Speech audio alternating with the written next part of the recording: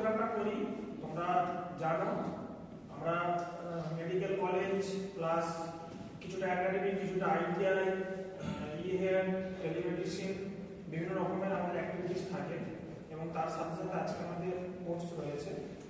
তো বেশিক্ষণ আমরা সেমিনারটা করবো না, আমরা ছোটোর উপর দিয়ে সেমিনারটা করি।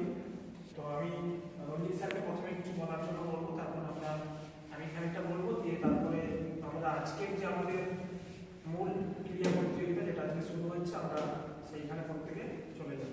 তো স্যারকে বলবো কিছু বলার জন্য। ধন্যবাদ স্যারকে আমার কিছু বলার জন্য। প্রথমে বলি আমাদের একাডেমিক যেগুলো তোমাদের ক্লাস হচ্ছে সেটা নিয়ে যারা 2 বছর আছো তোমরা তো অলরেডি, যারা ফার্স্ট ইয়ার ওরা নতুন, ওয়েল্ডার বা প্লাম্বার ওরাও যারা ফার্স্ট ইয়ার ওরা নতুন, ওদের একটা আইডিয়া। যারা সেকেন্ড ইয়ার তোমরা অনেকটাই জানো, অবগত তোমাদের সিলেবাস নিয়ে সব কিছু জানো, কিছুটা হলেও তোমরা ওটা নিয়ে ফার্স্ট ইয়ারে তোমরা জেনেছো। যারা ওয়েল্ডার বা প্লাম্বার ওরা যেহেতু একটা বছর, এখানে বলে দিচ্ছি তোমাদের যে ট্রেড 2 বছর আছে সেখানে তোমাদের পুরো ভাগ করা আছে। কিরকম ভাগ করা আছে? তোমাদের 1, 2, 3, 4 চারটা প্যাটার্নে তোমাদের ভাগ করা আছে দেখবে। আর যারা 2 বছর আছে তোমাদের প্যাটার্ন কিছু ভাগ করা আছে। এই যে প্যাটার্ন গুলো এগুলো এতটা ডিটেইলস আমি জাস্ট বলে দিলাম। তো একটা হচ্ছে আমাদের কলেজেও যেটা পরীক্ষা একটা হয়ে গেছে, আর পরীক্ষা হবে তোমার ইন্টারনাল হবে, আর যেটা তোমাদের ওই যেটা আমাদের হচ্ছে যে কলেজে তোমাদের অ্যাসেসমেন্টের পরীক্ষা, টোটাল 3টা থেকে 4টা পরীক্ষা হবে। তো 4টা পরীক্ষা খুব ভাইটাল, ওই নাম্বারগুলো অ্যাড হয়, ওই নাম্বারগুলো অ্যাড হয়। আর কি কি বিষয়ে কোন নাম্বার দেওয়া হয় একটু বলে দিচ্ছি। সেগুলো হচ্ছে যে অ্যাসেসমেন্ট নাম্বার কি উপর দেওয়া হয়। 1 নাম্বার হচ্ছে তোমাদের ডেইলি ডায়েরি, সেটা মেনটেন করতে সেখান থেকেও নাম্বার আছে। তারপরে 2 নাম্বার হচ্ছে তোমাদের অ্যাসেসমেন্ট, যেটা এক্সাম হচ্ছে কলেজে, সেটা থেকে কিন্তু নাম্বার আছে, মানে 80% উপরে নাম্বার করতে হবে, সেই হিসাবে নাম্বার দেওয়া হবে।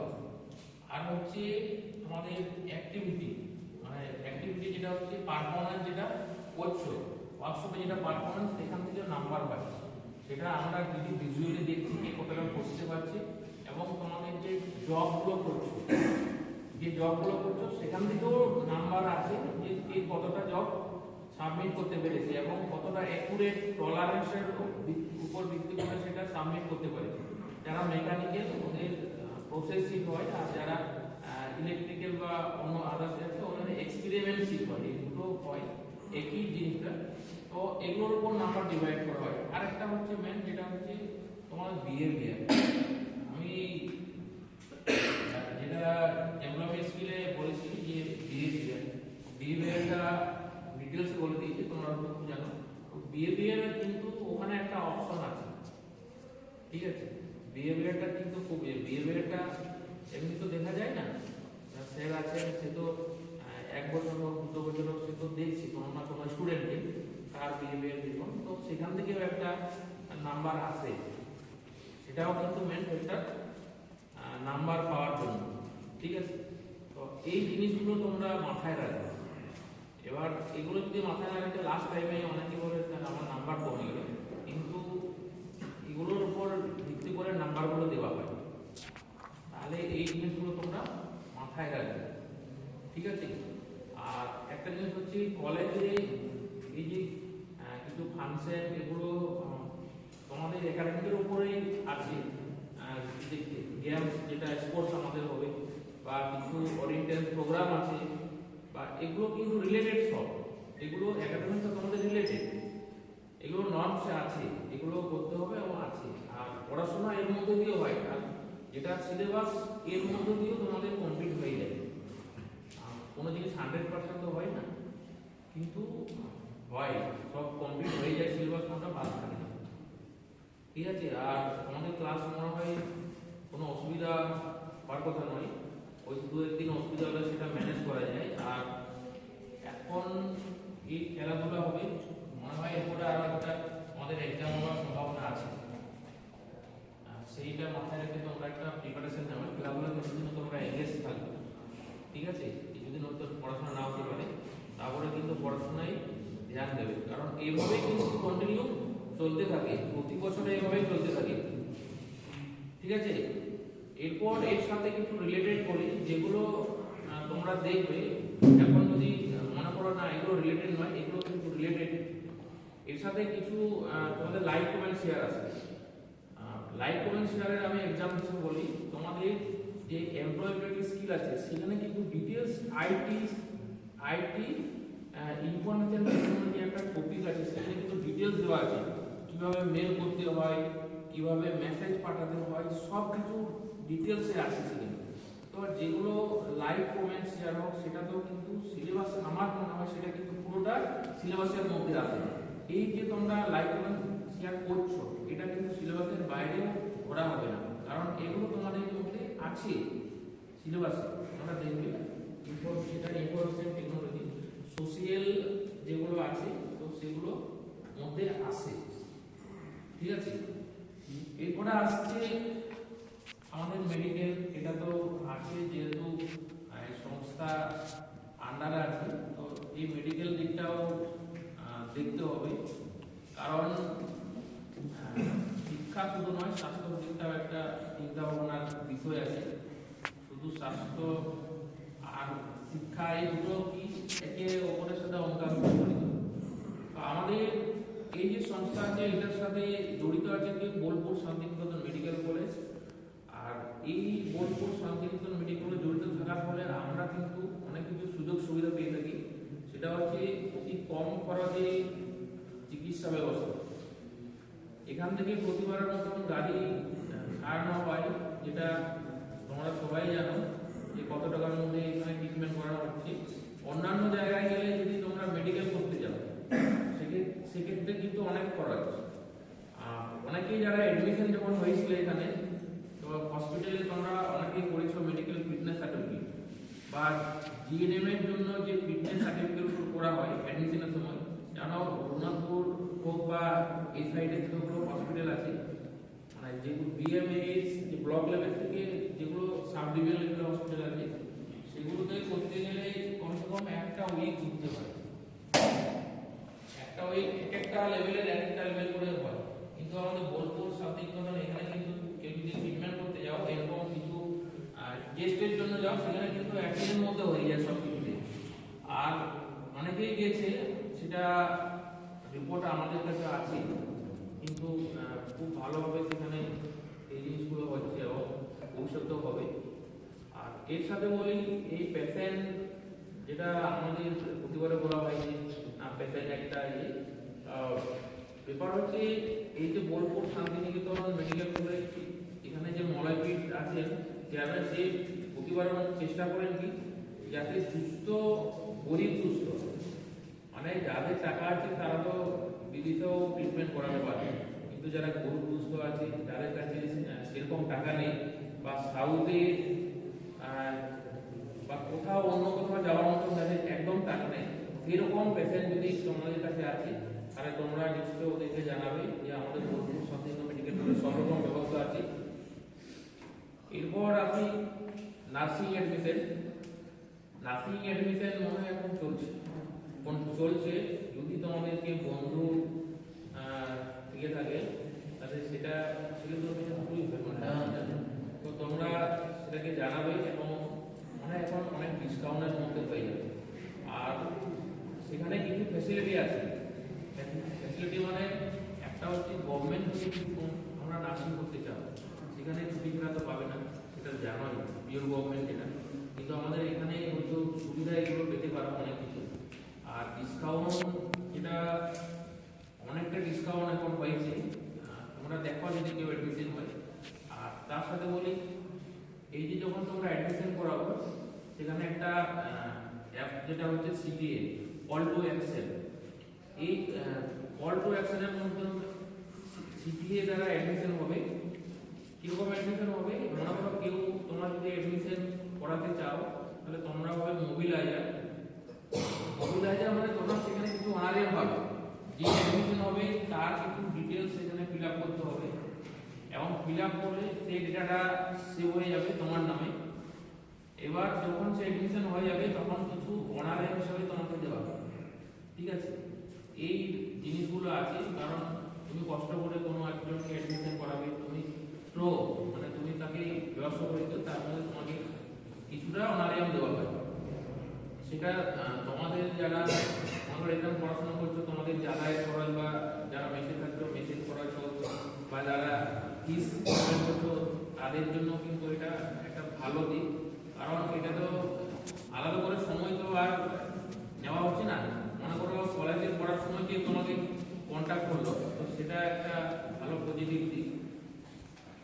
আর এটার সাথে বলে আমাদের একটা ই-হাট হয়তো কিছু সুবিধার কারণে হয়নি, এবং ই-হাটটা আমাদের কন্টিনিউ হচ্ছে এবং চেষ্টা চলছে বিভিন্ন জায়গায় ই-হাটটা করার জন্য।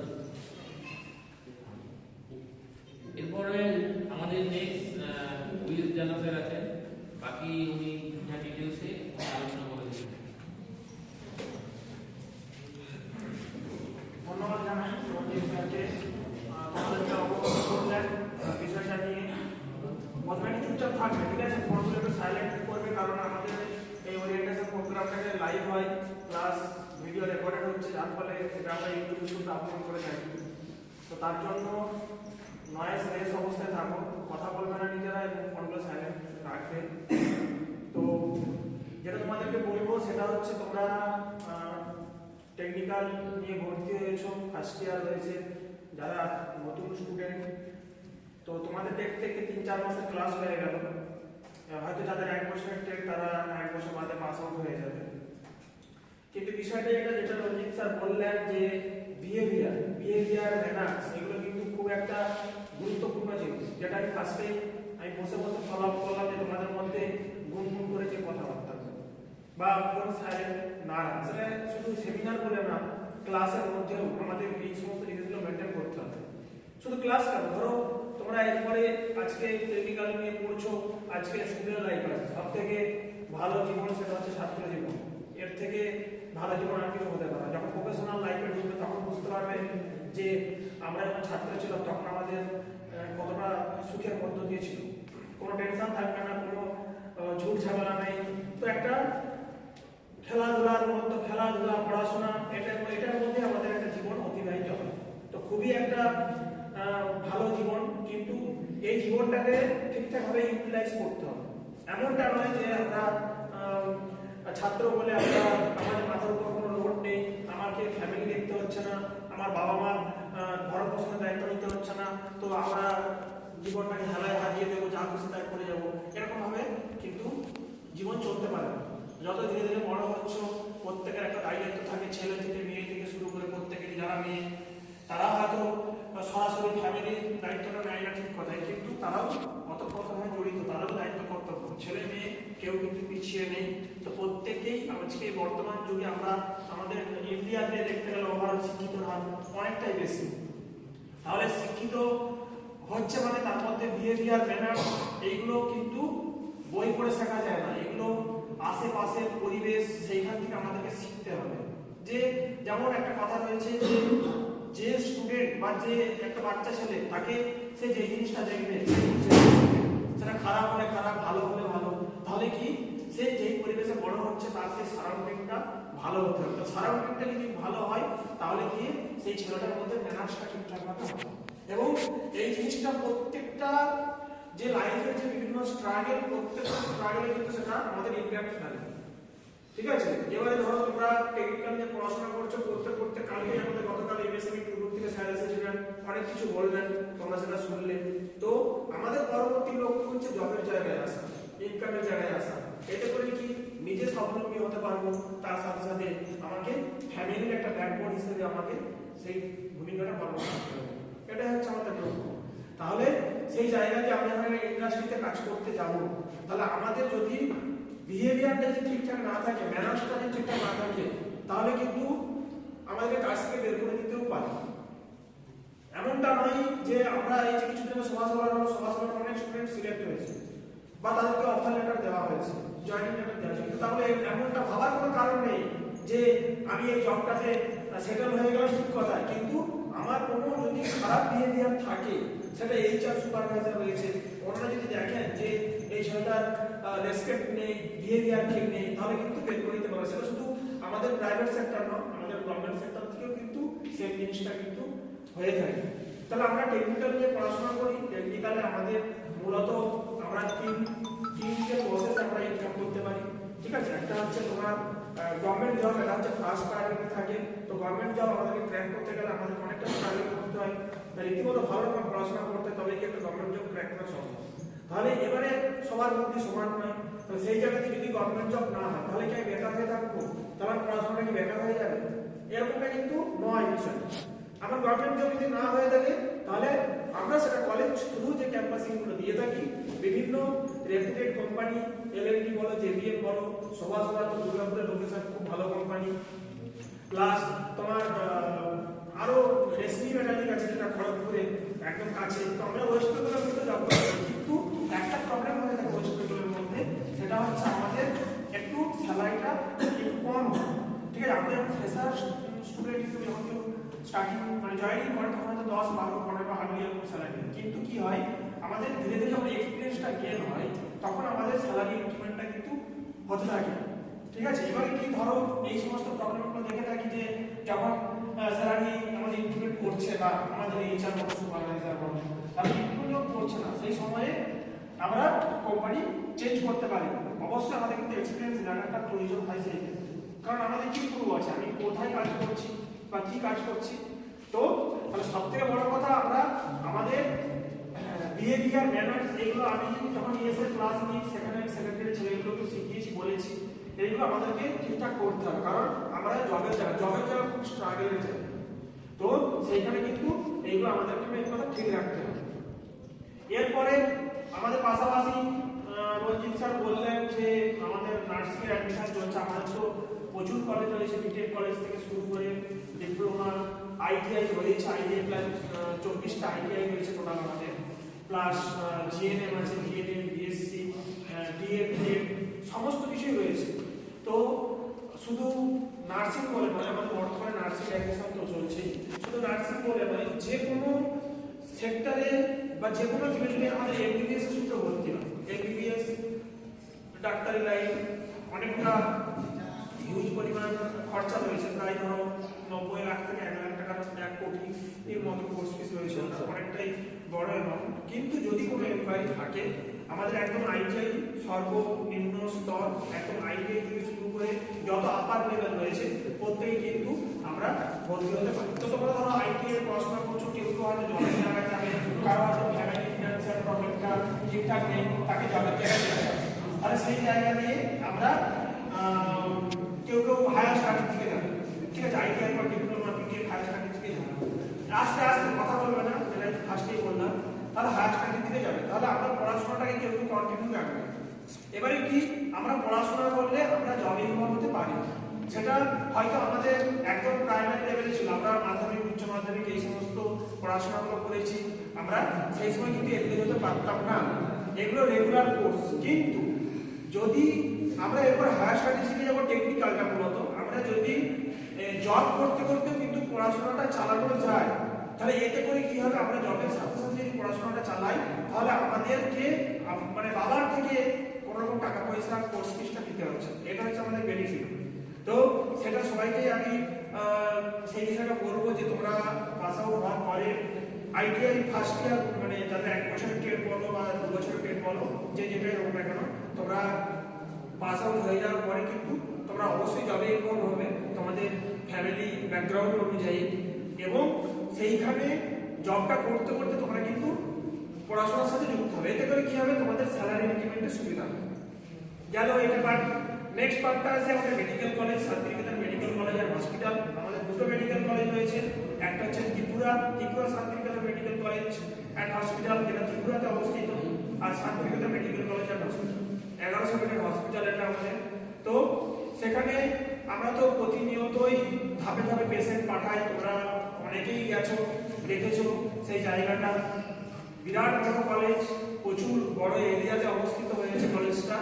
তো সেখানে আমরা ধাপে ধাপে পেশেন্ট পাঠাচ্ছি, তার সাথে সাথে বিভিন্ন ডাক্তারবাবুরা আসছে বাইরে থেকে, ঠিক আছে, নিউরোলজি থেকে শুরু করে ইউরোলজি, হ্যাঁ, তো ডাক্তারবাবুরা চেন্নাই থেকে, হায়দ্রাবাদ থেকে ডাক্তাররা আসছেন, সেটা তোমরা জানো, আগেও বলেছি তোমাদেরকে। তো কোনো যদি পেশেন্ট থেকে থাকে তোমাদের আশেপাশে, তো তোমরা কিন্তু আমাদেরকে ইনফর্ম করবে। অলরেডি ইনফর্ম করো সেটা জানি, কিন্তু তা সত্ত্বেও রিমাইন্ডার দিয়ে দিচ্ছি, আমরা বিভিন্ন অ্যাক্টিভিটির সাথে যুক্ত, প্রচুর অ্যাক্টিভিটি আমাদের কলেজের মধ্যে চলে। তো সেই সমস্ত অ্যাক্টিভিটির সাথে আমরা যুক্ত রয়েছি। তো তোমাদেরকে বলবো, যদি কোনো পেশেন্ট থাকে, একটা মুমূর্ষু রোগী থাকে, তার যদি কিছুটা উপকার করতে পারো। আমরা উপকার মানে এটা নয় যে আমরা সবসময় টাকা পয়সা দিয়ে পারবো, টাকা পয়সা দিয়ে সাহায্য করতে কিন্তু সবাই পারে না।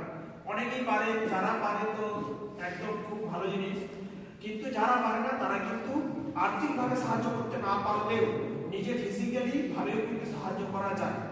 কোনো একটা সংস্থার সাথে তাকে যুক্ত করে দেওয়া, তাকে কোনো একটা জবের সাথে যুক্ত করে দেওয়া, বা ভবিষ্যতে নিজে যে জবের মধ্যে যুক্ত হলে সেই জবে তাকে এনগেজ করে দেওয়া। তো এই সমস্ত জিনিসগুলো কিন্তু করা যায়, বা এটা আমাদের দায়িত্ব। আমরা যেহেতু সমাজগত জীব, এটা আমাদের দায়িত্বের মধ্যেই পড়ে প্রত্যেককে যুক্ত করে দেওয়া। ঠিক আছে? তো টাইমটা অনেকটা হয়ে গেল, 2:25 হয়ে গেল। আমাদের আর বিশেষ কিছু বলছি না, আমাদের খেলাটা রয়েছে। তো খেলা নিয়ে দুটা কথা বলি। খেলাতে হার জিতের ব্যাপার রয়েছে। আজকে কোন টিমে খেলা আছে? Welder Peter second year, welder আর পিটার সেকেন্ড ইয়ার। বাদ বাকি যাদের খেলা নেই তারা অবশ্যই দেখবে, খেলাটাকে উপভোগ করবে। কিন্তু আমি যেটা বারবার বলবো যে তোমরা কিন্তু খেলার মধ্যে কিন্তু কোনো রকম কেওয়াস সৃষ্টি করবে না। হার জিত রয়েছে, বা যেটা খেলার মাঠের মধ্যেও বলবেন যে আম্পায়ারের সিদ্ধান্ত চূড়ান্ত, তো সেই জায়গা দিয়ে সেটা ভুল হোক ঠিক হোক আমাদেরকে কিন্তু সেটা মেনে নিতে হবে। এবং এটা আস্তে আস্তে, এবং খেলাটা হচ্ছে ফ্রেন্ডলি খেলা। আমরা কলেজের মধ্যে যেরকম মেডিকেল কলেজ, ই-হার্ট, সোশ্যাল মিডিয়া, পড়াশোনা, শিক্ষা, স্বাস্থ্য সমস্তটা সাথে আমরা যুক্ত রয়েছি, ঠিক সেরকম আমাদের খেলাটাও হচ্ছে একটা পার্ট। তাহলে সেই জায়গাটা নিয়ে আমরা ফ্রেন্ডলি ভাবে খেলবো। আমরা প্রত্যেকেই খেলা দেখি, আনন্দ উপভোগ করি, কিন্তু খেলাটাকে এমন জায়গায় নিয়ে যাবো না যেখানে কিনা আমাদের মধ্যে একটা দ্বন্দ্বের সৃষ্টি হয়। অতএব সেই জায়গাটা প্রত্যেকেই খেয়াল রাখবে, এটা ফ্রেন্ডলি ম্যাচ। অবশ্যই হার ঠিক আছে, আমরা পুরস্কৃত করবো, সবই ঠিক আছে, কিন্তু প্রত্যেকে কিন্তু ফ্রেন্ডলি ভাবে খেলবে। এবং খেলার শেষে প্রত্যেকে যেরকম বন্ধু, সেই বন্ধুত্ব মনোভাবটাই কিন্তু